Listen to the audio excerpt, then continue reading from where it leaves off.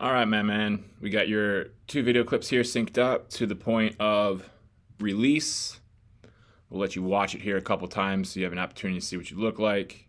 And you can kind of start to piece together the note that was provided at the beginning of your chapter with what we're seeing you do in your delivery here. So we'll let you watch it one more time here.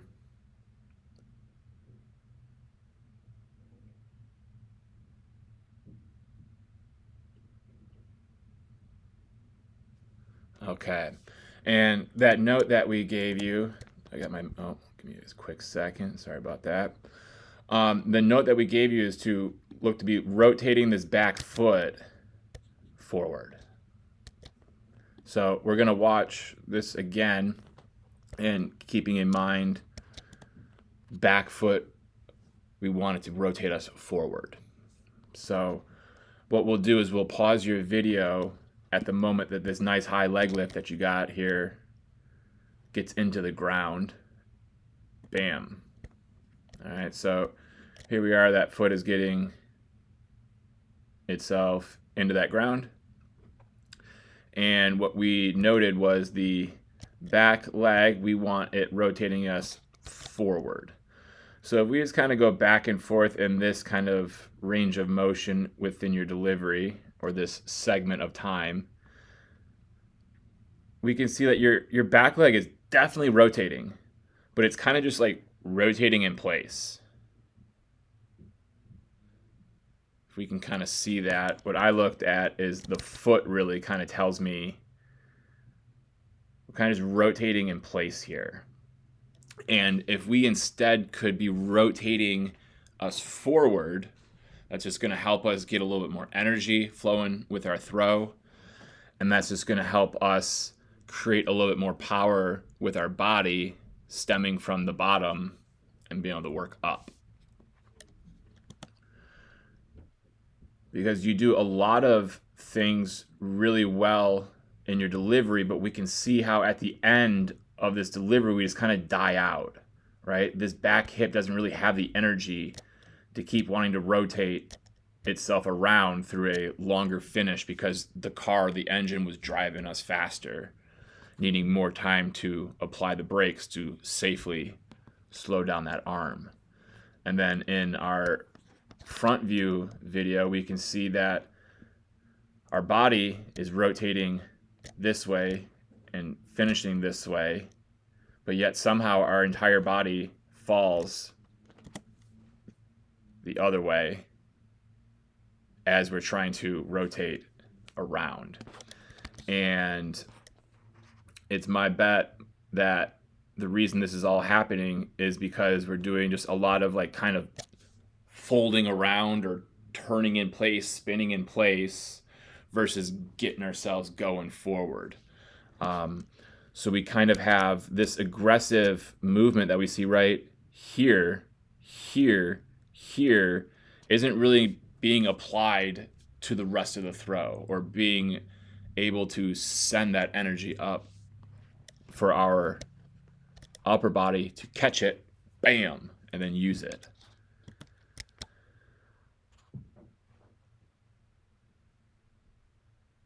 So what we'll want to do is work on learning how to get this back foot, knee, and hip to fire our entire body more forward versus the back foot just kind of spinning in place. And I think you're going to see a big jump in what your power production is going to be because, like I said, you do a lot of things already really good. We got this good high leg lift. We got this leg then that goes into a position that's helping us stay closed or preventing ourselves from swooping and opening up early. We do a heel lead to help us keep that hip front side closed, right? We're keeping our weight back while still gaining ground. Your head staying over that shoulder. We get into foot strike. That chin is still staying over that shoulder. That glove is working itself in. There's a lot of things that you do well in this delivery. If we can just clean up that little bit, I bet we're going to see a jump in power. All right, we're going to be working on getting our backside leg rotated and driven forward, not just spinning in place. So we can just be sitting on a bench, in a chair, anywhere we can have our hands on either side of it to keep our upper body squared and stable. And we're just going to be driving through that big toe, which means we're folding over that big toe to get the foot forward versus spinning in place where the knee stays in place. We need to drive the foot forward to get the knee to go forward versus spinning in place and the knee not going forward. So we can just sit on that bench, on that chair, and just work and practice this movement here of folding over that big toe, driving your foot forward, getting your heel to be in front of your toe at the end.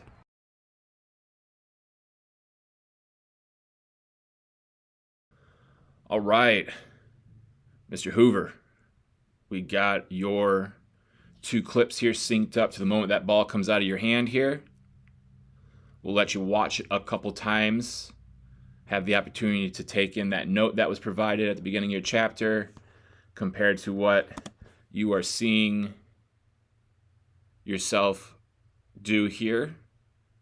And then we will discuss things in a little bit more details for you, and then give you some drills that we can do to help work on it at home. So that note that we gave you is that front leg. We just want it to be rotated a little bit more. And what we're going to judge that on is based on when that good high leg lift that you got here, which is fantastic.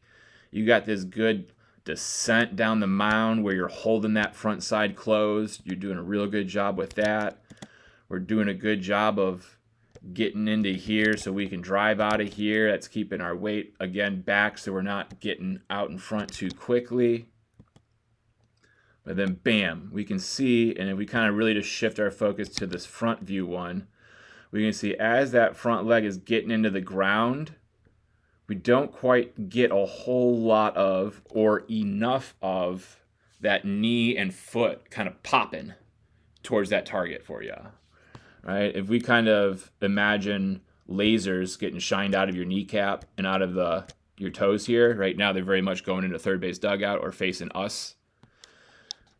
And then when this front foot lands in the ground, we're looking for those lasers to get shining towards the catcher.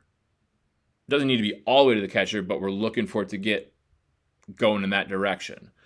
And if we just kind of watch as your foot gets down into the ground here, we really got that laser going over here and over here, which isn't the worst thing, but what we're going to notice for you is as your upper body now begins its rotation around to throw, and we're getting out in front to do that, we're going to notice that this front leg isn't able to be sturdy and strong and firm for us to be able to rotate, bam, that upper body around. Think of like a tether ball. You got the pole, the rope, and the ball, and you can be sitting there and just hitting that ball around, and it goes faster and faster the tighter that rope gets. But if all of a sudden that pole just kind of bent, it's going to lose that good momentum. Same thing with this front leg of yours. So we can see just how much that leg kind of bows all the way out to here as you're trying to throw. And what we can notice if we shift our focus to the side view, we can see how as we're trying to send all this energy and power that you just created with your lower half that now just went bam, bam, bam into the ground, we can even see how the turf here is kind of folding up because of all that energy you're coming down with.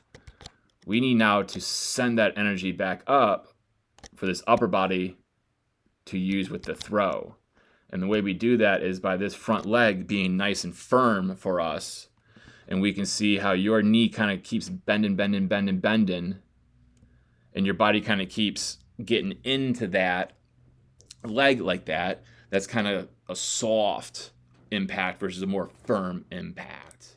And when that leg gets firm, it helps us kind of like catapult this upper body out in front with more energy. Which you see how your body's going out in front? It's going to help that motion right there have even more power than it already does. And it's my bet that we got this little lack of stability is just because of how much it's got to get into a strong position here. It's got to sway before it can get strong. So if we could just have this front leg, instead of so much of the inside part of your foot be landing first, if we can get that thing to get rotated more, now we're going to be landing in a lot more flat of a foot on the ground. Thinking that foot's an airplane, you wouldn't want your pilot to be landing one wing down first, bam, and then coming to the other. You want him to just duck glide that thing right on the pond for you. Because like I said, dude, everything else that you do is pretty darn good. So if we can just clean up that front leg for you, everything that you do really well up until that foot getting into the ground is going to translate into an even better, more accurate, firmer throw for you.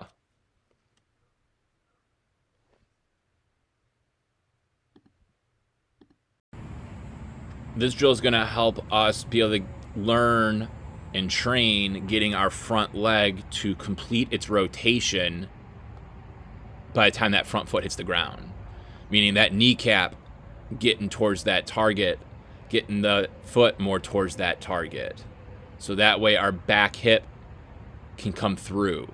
That way our belt buckle's more towards our target. So this first series here, we're just picking that foot up and we're just rotating it. We're starting it in our bad angle and we're getting it into the good angle. And our second stage here is we're gonna set something out in front of us and we're gonna work on gaining ground as we finish that rotation. So it's closed and then it's finished rotated, it's open at the end.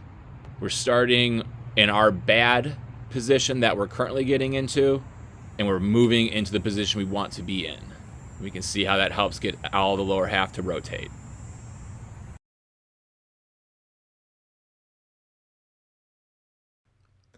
All right. We have your two videos here synced up to when that ball's coming out of your hand. So that way you have an opportunity to see what you look like from different points of view. We'll let you watch this a couple times through so you can take kind of a note of what we gave you there at the beginning of your chapter to kind of pay attention to. And then we will get into some more detail and depth on that. So that way you have a better understanding of what we're going to want to be working on, how we can work on it, and why it's going to be helpful. So that note that we gave you is rotating your front leg. And what we mean by that is we got this great high leg lift. We got these eyes looking at the target, ready to go right at it. We got this good hand separation, keeping ourselves closed with the upper half. Our lower half is going in a position that's keeping us also closed and not opening up early. Everything we're doing here is really good. Just when we get this front foot to make contact with that ground, we can kind of notice we're really hitting that inside part of our foot first, which really then puts our knee out over here. And we need this area over here to be able to rotate our upper body with. So what we're going to notice is as your upper body now begins to rotate around a throw, how much this leg is going to have to keep bowing out or gliding out or falling out in order to get this foot to get all the way into the ground. So if we kind of proceed here, we're going to watch how that knee, bam, now gets more facing that target. So something that I like to think about or tell guys to think about is you got lasers coming out of your kneecap and your foot. And as we're lifting that leg up and as we're going towards that target, those lasers are facing a dugout. Righties, the third base dugout, lefties, that first base dugout, right? And as we get going down that mound before that front foot lands, we're trying to get those lasers to pop open, to rotate forward towards our target. Because when we do that, then our lower body is in a better, stronger position for our upper body to rotate. If we think about a tetherball pole, and then you got the rope and then the ball, and you can be hitting that ball around, and as long as you keep that rhythm going, it's going to go faster and faster as it climbs higher and higher up that pole. But if that pole all of a sudden breaks or tilts one direction, that's going to completely mess up that rotation. Same thing with us over here, with this leg having to move while we're trying to rotate around it. It's not going to be very powerful. Another thing that we can think about for this is if you're hitting and you're going to swing and that front knee starts to bend and move a whole bunch as you're swinging, not going to have a very powerful swing. But if you get that foot down and then as you're swinging, that front leg gets firm and you're rotating around that firm front side, a lot stronger throw. Or I'm sorry, a lot stronger swing. Same thing applies for when we're throwing. So what we want to think about is getting this leg, instead of it landing on the side of our foot and then it rolling there, and then the knee rolling here. Oops. We're looking to get this knee more in this type of position, the foot in more of this type of position. Man, my fat fingers keep hitting things they shouldn't. Right as that foot hits the ground versus after the foot hits the ground. So that's what we mean by rotate my front leg. It's going to give you better stability. It's going to then help your energy flow better, which is going to ultimately give you more power. And everybody loves to throw with more power. So we'll let you watch it one more time here.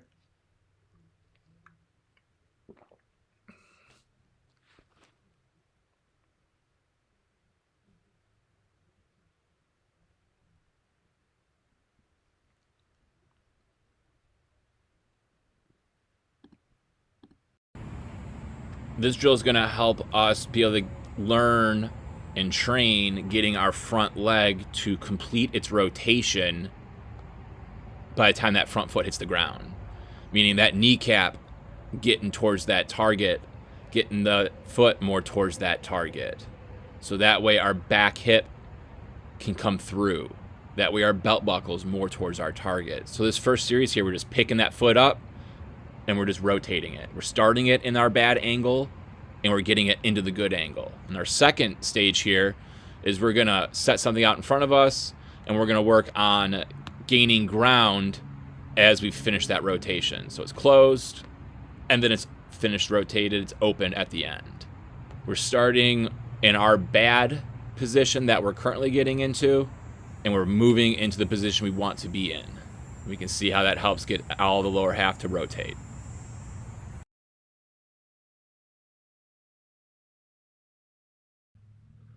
All right, my man. We got your 2 video clips here synced up to the moment that that ball comes out of your fingers. We'll let you watch this a couple times, and then we will discuss in more detail that note that we gave you at the beginning of your chapter here. And then we'll get you some drills that you can be doing at home to help you start to feel the difference and work on making those improvements. And that note that we gave you was rotate your front leg versus opening up.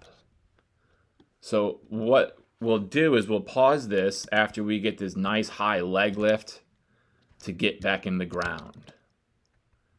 Another thing that you do nice with this leg lift is when the leg comes down, you don't open it up right away, and we really fight to keep it closed, closed, closed, closed, closed. Closed, closed, closed, closed, closed. We do a good job with that. We also do a good job with that glove going through a path that's also helping keep our upper half closed, closed, closed, closed, closed. Because we're trying to stay closed for as long as we possibly can before we rotate to our target. Okay?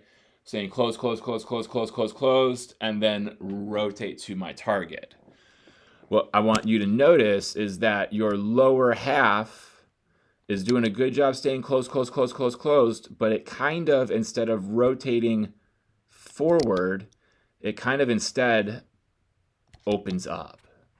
So if we kind of watch as the rest of this path of this foot, which has been going towards us, is now going to start to go and open up just a little bit, right? And what we can kind of use to kind of say it's slightly open is just, if we look at your heel, it's in the middle to the third base side of this stripe. And then when this foot gets into the ground, we're on the other side of that stripe with most of our foot, or at least half of our foot. So our stride is slightly outside of our body, which isn't necessarily the worst thing. But what we want to think about is, just like hitting, if my stride slightly goes open, there's going to be some things that I can't do as well anymore, or I don't have the advantage of anymore. So what we would like to instead see this front leg doing, instead of it just kind of opening up to give the illusion that we have rotated things forward, that we instead rotate the leg forward. So right now we're kind of just going here to give the illusion that we've done this here, right? So that's what we mean by rotate my front leg versus opening it up. And what we're going to notice, especially in, I believe it's this front view pitch, when we get that stride to slightly open up versus rotate forward, we're now going to struggle to get things to rotate violently around.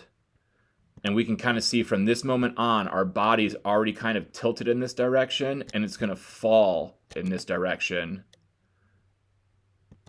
which is against the way we're rotating.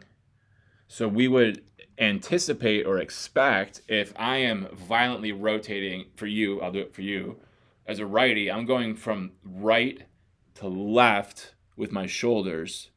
And if I'm violently going right to left with my shoulders, I would anticipate that finish of my body to go from right to left. Not me rotating right to left and then all of a sudden I go this way, right? And what we can also notice, where you're like, okay, Coach Hayden, I'm not falling to the opposite side on this pitch here, and you're finishing really good. But if we look, where's that stride land on this one? We got a pretty decent amount of it on this side of that white line. And this one, we got nothing on this side of the white line. So this particular pitch here, your stride did rotate more towards the target versus this stride opened up more. And that's why we have such a difference in how we're finishing those pitches. So that's something that I think if you start to work on that, everything else that you do super well beforehand, and the things that you do as you're throwing, bam, and as you're finishing that throw is really, really good. If we can just get that front leg to be in a better position, like we said, ultimately, more of that's coming. This drill is going to help us be able to learn and train getting our front leg to complete its rotation by the time that front foot hits the ground.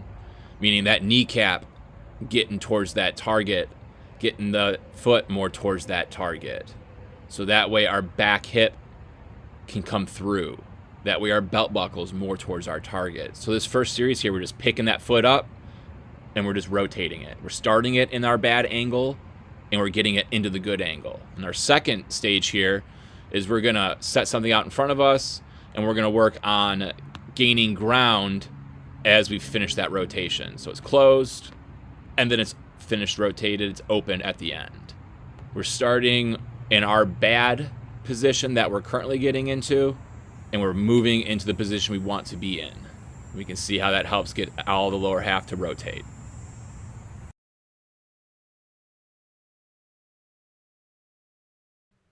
All right, Mr. Kania. Kanye, but not quite. Kania. It's a cool last name. We got your 2 clips synced up here to the moment that ball comes out of your hands. We will let you watch it a couple times here so you kind of have an idea of what you look like as you're pitching. And then we will get into some details about the note that was given at the beginning of your chapter, and then provide you with a drill or 2 that would be helpful to practice at home to help your body start to get better and stronger and more confident and comfortable with that movement, which was staying strong on your front leg. And what we'll do to really illustrate this is we will pause when this nice high leg lift that you got gets into the ground here. Okay. Like I said, the leg lift's great. You do a good job of keeping it closed by kind of leading with the heel here or keeping the toe back. When you do that, that keeps that front hip closed, which is helping our lower half stay closed. You do a good job of getting this glove into a lane that we can travel down that will keep, again, our upper half now closed, because it's all about staying closed for as long as we can.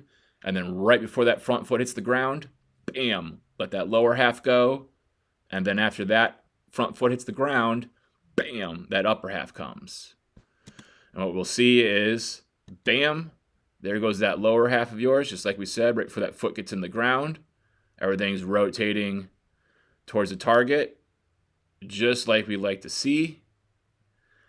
We can see when that front foot does get into the ground here, that chin is looking over that shoulder and that glove is finishing up into the body. So that way we're staying, again, closed. We're not opening up, which is putting ourselves in the position to bring as much of this power that we've built up and stored right to our target, with none of it bleeding or leaking out on us.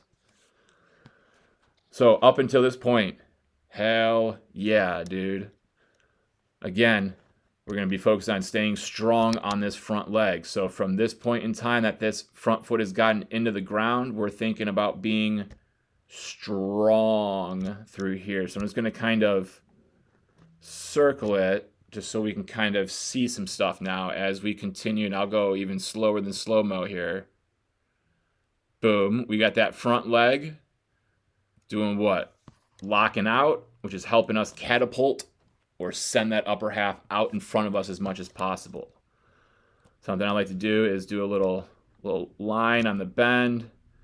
Oh, little line on the bend, and then we can see as you're throwing how that's straightening out.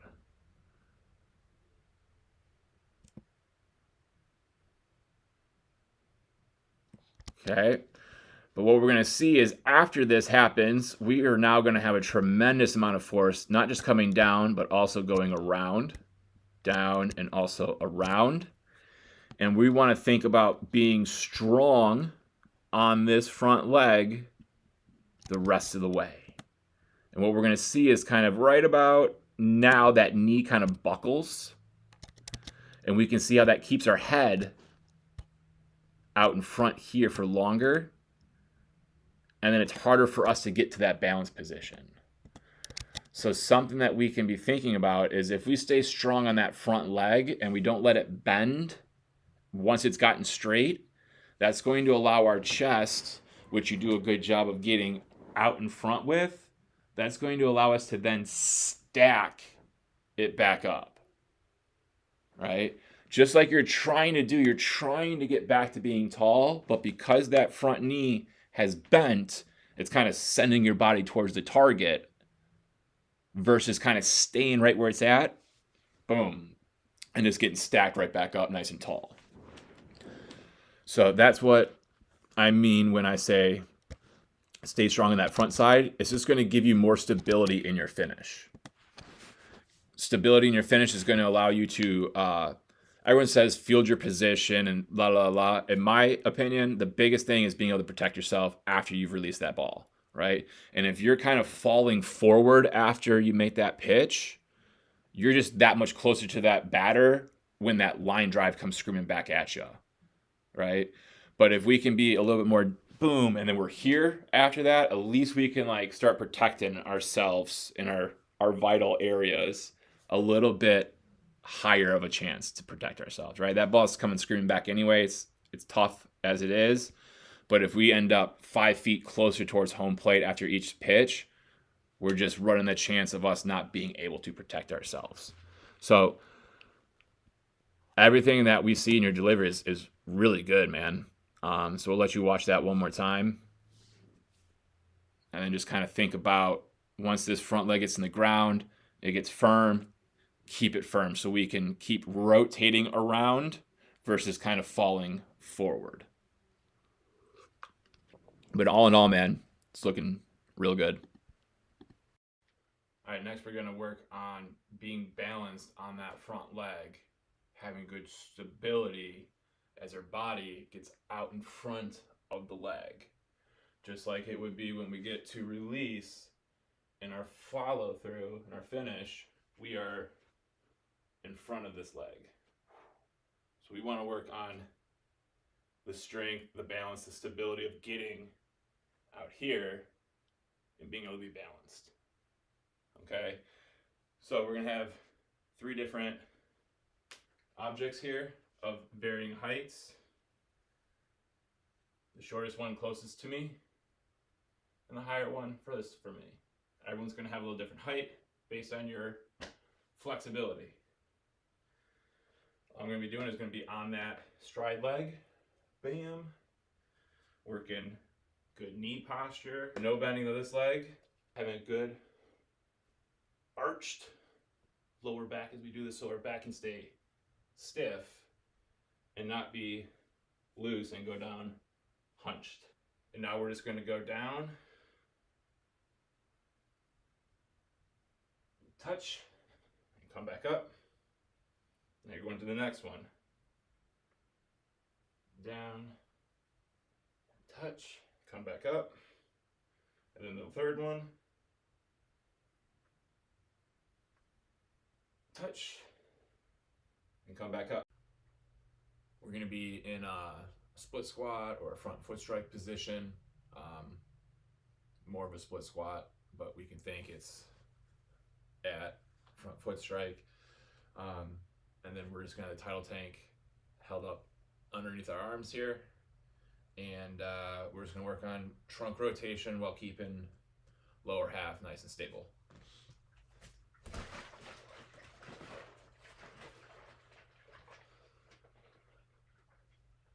Boom.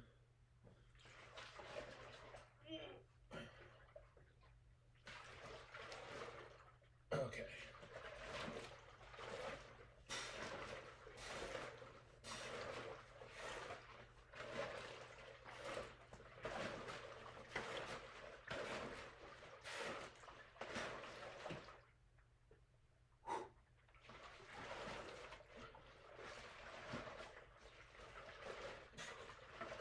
Oh.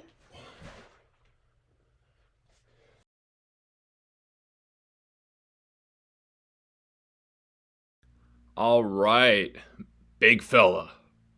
We got your 2 clips synced up here so you can see what you look like from these 2 points of view. And then we will get into some more depth and detail about the note that was provided at the beginning of your chapter. And then we'll get you some drills that you can be doing at home to help you start to feel the differences and to get some confidence and comfortability in the new ways.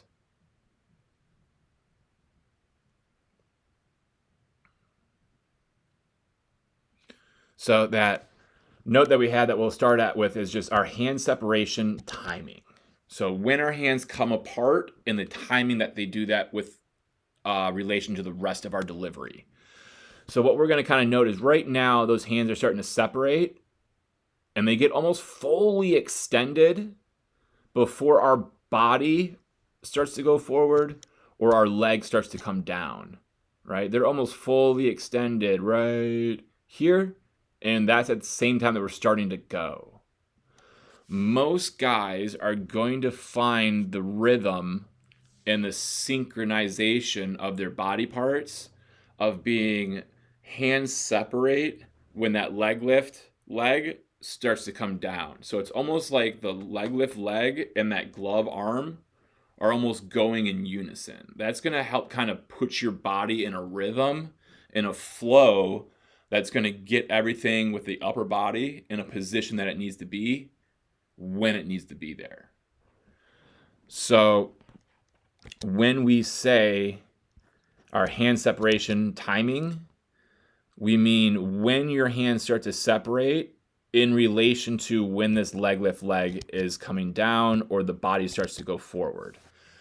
I personally think right now your hands are separating a little too early, and then now they're kind of like, all right, well, what do I do now? I'm all the way out here, and we're not even close to needing to start to throw yet, so what are we going to do? And once these things start movement, it's almost impossible just to kind of stop that movement and then start that movement again. So that's why we're going to see, because the hands got so extended so quickly, this hand is like, yo, we got to do something. And that's why it's going to come all the way up here, not just to your ear, but like behind your head into your ear, which there's nothing wrong with getting this arm loaded back here. That's just your good scapular range of motion. But the amount of which that the arm went from being like straight to bending in and then behind your head, it's now got to go the other way as we rotate. So I'm not sure if this arm slot is actually your natural arm slot or if this is just where you are forced to have to throw the ball from because of where the ball is, or I'm sorry, or if this is just, yeah. I don't know if this is your natural arm slot way up there, or if this is just where you are forced to release the ball from because this is where you are starting your throw from. Because once this front foot, bam, gets into the ground, it's time to throw. And because it was so tight to the head and behind the head, I think that's playing with how then all of this process right here works. You may be a super high arm slot guy, but I just don't know if this is your natural slot or if this is just a slot that's been forced because of the process of which you throw. So it would be interesting for coach to kind of see your arm slot when you're playing catch compared to the arm slot we're seeing here. Because if the arm slot in catch is not an almost nearly over the top arm slot, and it's like a 3/4 or even a low 3/4, then we want to mirror that in our delivery. Because we can just see the amount of force of which your glove side arm is pulling down. And we can kind of see it keeps pulling down so much that it hits your lead leg. And then now it's like pushing into your lead leg. Kind of tells me this is like a forced motion rather than a desired motion. So maybe if the hands separate on time, they don't have time to get way out here. I mean, they don't have time to go way here. And they just kind of self-organize to be just a little bit more ha, ha, ha versus boom, boom, bam. So I'd be curious to see how that plays out. Which, again, goes into arm path. So the hand separation and the arm path are, I'm thinking, hand in hand, just because of how much we're coming through here to then come back through there. So, but your lower half is pretty darn good, man. It's doing the rotation that we're looking for. Our head is trying to stay fighting to stay over the shoulder so that the upper body stays closed at this point in time. So you do some things really well. Your body wants to get out in front through release, so that's great. Your front leg wants to get sturdy for you. So there's a lot of things that your body is doing well. I think it's just going to be worth looking at this hand separation timing to see if that can clean up our arm path a little bit.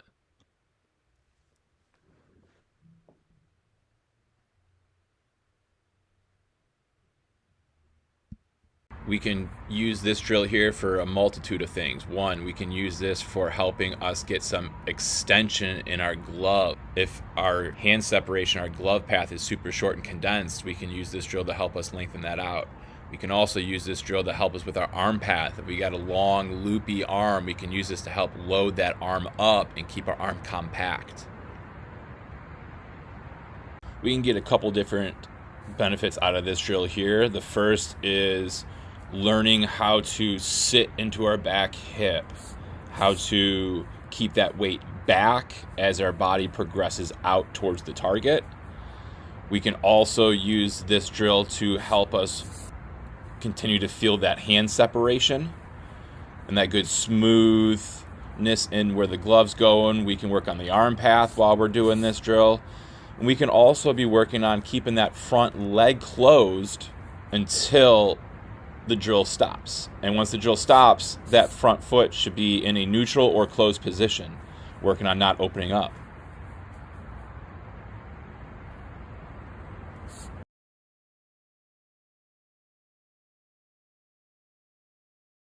Sorry for that title screen. I just realized I didn't ever confirm your last name. I wrote down Grok, like Twitter's AI, and I don't know if that was just me an autopilot writing it down, or if that was your actual last name. I couldn't see in our video here, so I do apologize if that's not your last name, dude.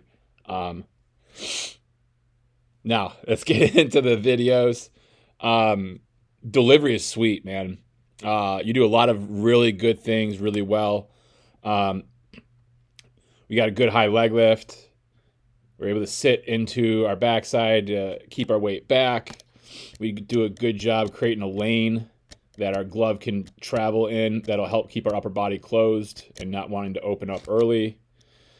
We go down this mound with this front leg in a position that's also keeping our lower half closed and not wanting to open up early as we go down this mound.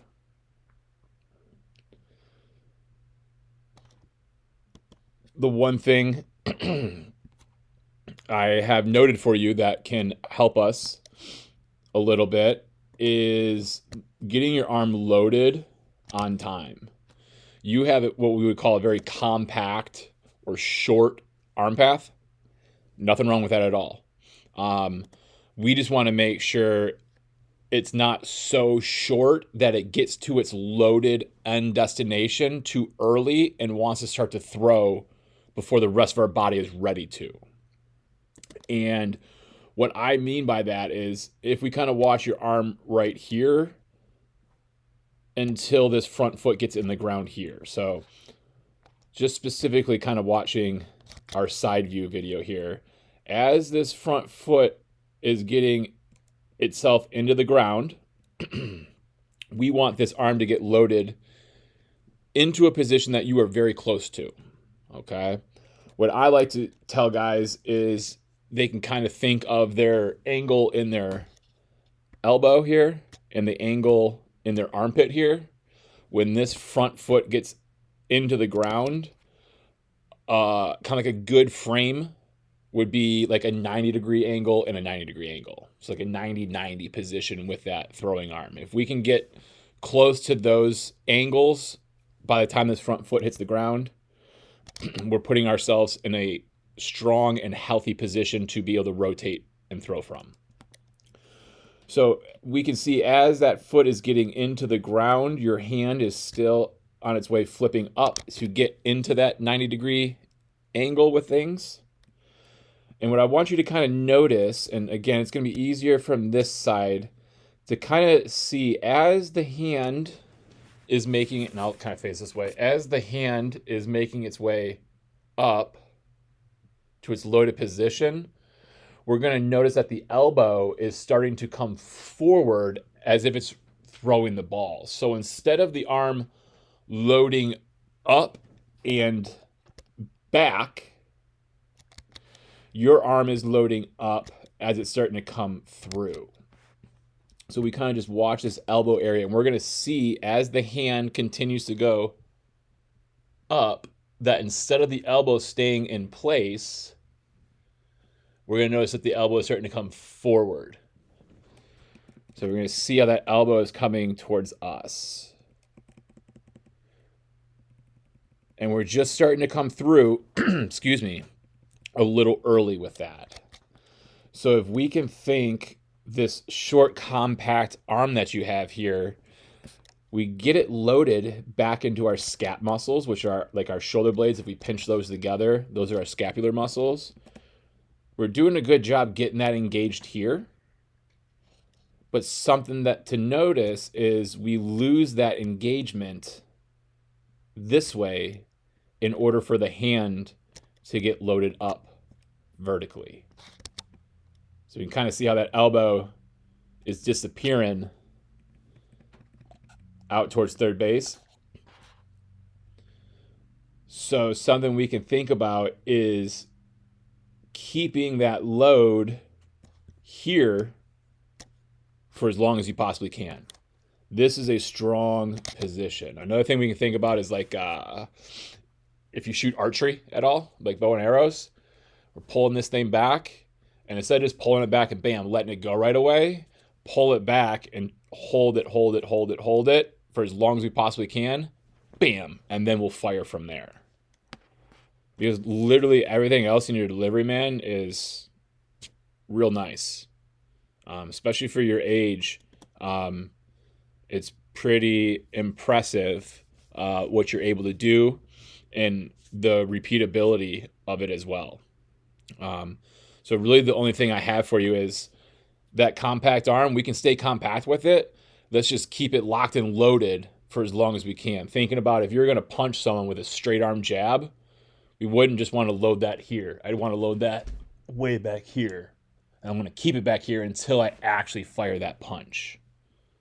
And again, if we do that, that's just going to help everything stay in sync, get you to a better power production position, and increase velo while decreasing stress on that arm so that the arm health is exactly what we want.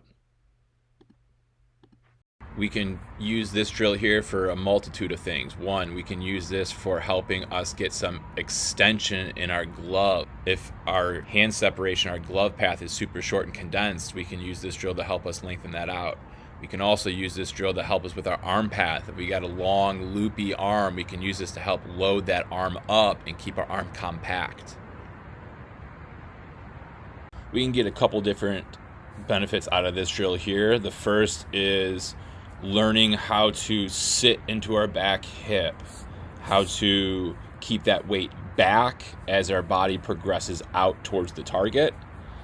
We can also use this drill to help us continue to feel that hand separation and that good smoothness in where the glove's going. We can work on the arm path while we're doing this drill.